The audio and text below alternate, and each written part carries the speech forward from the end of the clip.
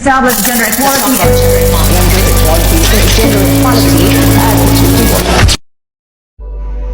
According to the United Nations, nearly 1 in 3 women worldwide has experienced some form of gender-based violence. In many workplaces around the world, men and women work side by side. However, gender inequality can still exist in some offices. Sometimes, women are underestimated, given fewer opportunities, or not treated with the same respect as men. Gender equality in the workplace means that everyone should have equal rights, equal opportunities, and fair treatment regardless of gender.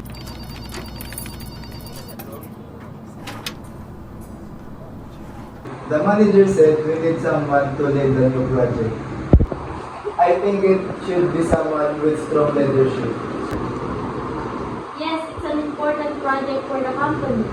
I'd like to volunteer. I've worked on similar projects before and I have some ideas that could help. You? I mean, are you sure you can handle the pressure of leading a big project like that? Why not? I've been part of this team for years and I have successfully handled many tasks. Anna actually did a great job on the last project. Her ideas helped the team to finish early. I didn't mean anything bad. I just thought leadership roles usually go to, well, you know. To men? Good morning, everyone. I heard you talking about the new project leader. Yes, I volunteered to lead the team. That's great, Anna. Your experience and dedication make a strong candidate. So, gender doesn't matter in choosing the leader. Of course not. What matters is skills, hard work, and dedication. In this company, we believe in equal opportunities for everyone. That's how workplace should be.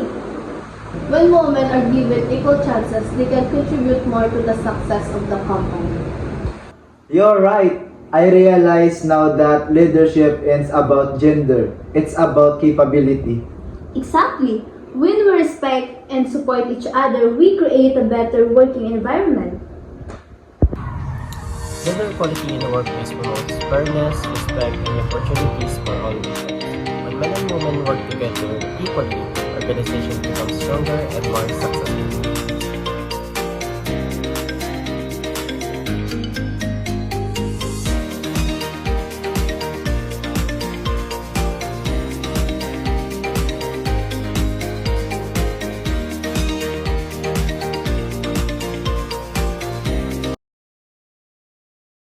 We all deserve equal opportunities. Equal respect. And equal recognition. Because talent and dedication have no gender. Together, we can build a workplace where everyone can succeed.